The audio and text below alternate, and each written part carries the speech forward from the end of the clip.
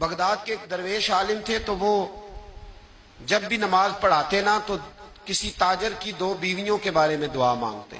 نماز پڑھاتے تو کہتے اللہ اس تاجر کی 2 بیویوں کو اپنی خاص رحمتیں عطا فرما.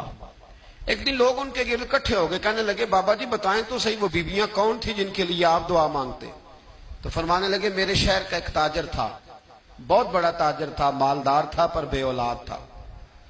اسے بغداد سے ملک شام جانا پڑتا تھا تجارت کرنے، اور کئی مہینے اسے شام کے ملک میں رہنا پڑتا تھا. اس نے اس طرح کیا کہ وہاں بھی ایک شادی کر لی. اب وہ وہاں کچھ زیادہ وقت گزارنے لگا، مالدار آدمی تھا، بیوی کو مکان بھی لے کے دے دیا.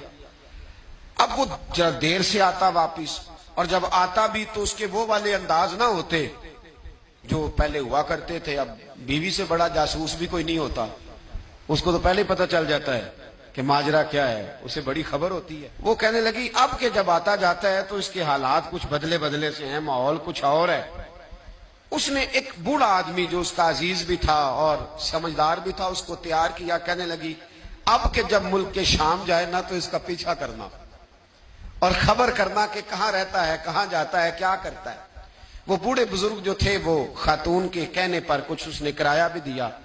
وہ اس تاجر کے پیچھے گئے اور واپس آ کے خبر دی. کہنے لگے کہ یہ تو 2-3 سال بیت گئے، اس نے وہاں بھی شادی کی ہوئی ہے، تجھے بتایا ہی نہیں. بی بی بڑی سمجھدار تھی، حوصلہ مند، زیرت، اس نے شور نہیں مچایا.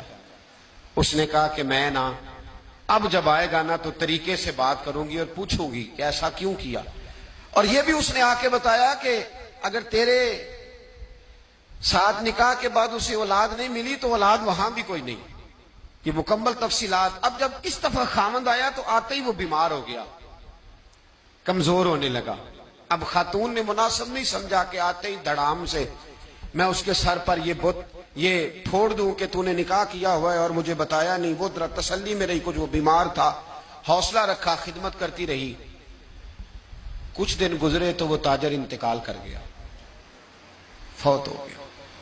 اب راز کھل نہ سکا، عدت گزاری، اور جب سارا مال جمع کیا نا تو اشرفیوں کی بوریاں بھر گئی.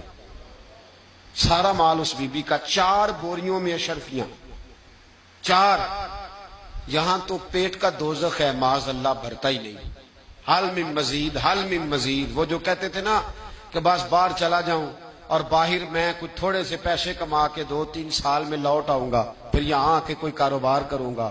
وہ گئے ہیں تو واپس نہیں آئے. وہ جو کہتے تھے نا بس میں نے اتنا سا کاروبار کرنا ہے کہ مکان بن جائے، انہوں نے 4 مکان بھی بنا لیے ہیں، لیکن بریک حل میں مزید کی دوڑ ہے. اب 4 بوریاں اس عورت نے چھپائے رکھی. کوئی بندہ نہیں جانتا بغداد میں کہ ملک کے شام میں تاجر کی دوسری بیوی بھی ہے. جب وہ فارغ ہوئی تو اس نے اس بوڑھے جاسوس کو پھر بلایا اور 2 بوریاں اونٹ پہ رکھی، خود بھی ساتھ بیٹھی اور ملک شام گئی. اللہ اکبر. وہ بزرگ کہتے ہیں میں ایسے نہیں دعا کرتا. اس کو جا کے کہنے لگی میں اکیلی وارث نہیں ہوں، آدھے کی وارث تو بھی ہے. میں اکیلی وارث نہیں، یہ تقسیم وراثت ہے، آدھی کی وارث تو بھی ہے. تو رکھ اپنے پیسے، مجھے پتا ہے اس نے نکاح کیا تھا پر مجھے بتایا نہیں تھا، تو رکھ اپنے پیسے، میں تجھے دے رہی ہوں، آدھے تیرے ہیں آدھے میرے ہیں. اس نے نظر اٹھائی تو رو پڑی، کہنے لگی نہیں اب یہ سارے تیرے ہی ہیں. اگر تو اللہ سے ڈرتی ہے تو میں بھی رب سے ڈرتی ہوں، اگر تو مصطفیٰ کریم کا کلمہ پڑھتی ہے تو میں بھی اسی نبی کی ماننے والی ہوں. کہا بات کیا ہے، میرا کیوں ہے سارا؟ تو وہ خاتون کہنے لگی وہ 2-3 سال سے میرے ساتھ نکاح تھا اور اس نے بتایا تھا مجھے کہ میری بیوی بھی ہے، اور میں غریب تھی تو میرے والدین کو بھی بتایا تھا کہ میری دوسری شادی ہے. یہ مکان اس نے مجھے لے کے دیا تھا، میرے تمام اخراجات وہ پورے کرتا تھا، نان و نفقہ کا خیال رکھتا تھا.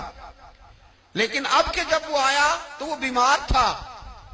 اس نے مجھے بتایا کہ مجھے طبیب نے بتایا ہے کہ میں شدید بیمار ہوں، شاید بچ نہ سکوں. تو کہنے لگی وہ مجھے کئی لاکھ روپے بھی دے گیا اور جاتے دفعہ مجھے طلاق بھی دے گیا، فارغ کر گیا. کہنے لگا تو جہاں چاہے میرے بعد نکاح کر سکتی ہے. اور کہنے لگا میں چاہتا تھا پہلی بیوی کو بتا دوں، موقع نہیں بنا اور اس کا دل نہ ٹوٹے، بتا نہیں پایا، لہذا وہ مجھے ڈھیر سارے پیسے دے چکا ہے، سارا میرا حصہ مجھے پہلے سے دے چکا ہے. میری بہن اب یہ 4 بوریوں میں سے 2 میری نہیں بلکہ 4 کی 4 ہی تیری ہے، تو ہی اس کی حقدار ہے۔ تو بزرگ کہتے ہیں مجھے بتاؤ جن کے اندر اس قسم کے تقوی کی جھلک ہو ان کے لیے ہر نماز کے بعد دعا مانگنی چاہیے کہ نہیں مانگنی چاہیے؟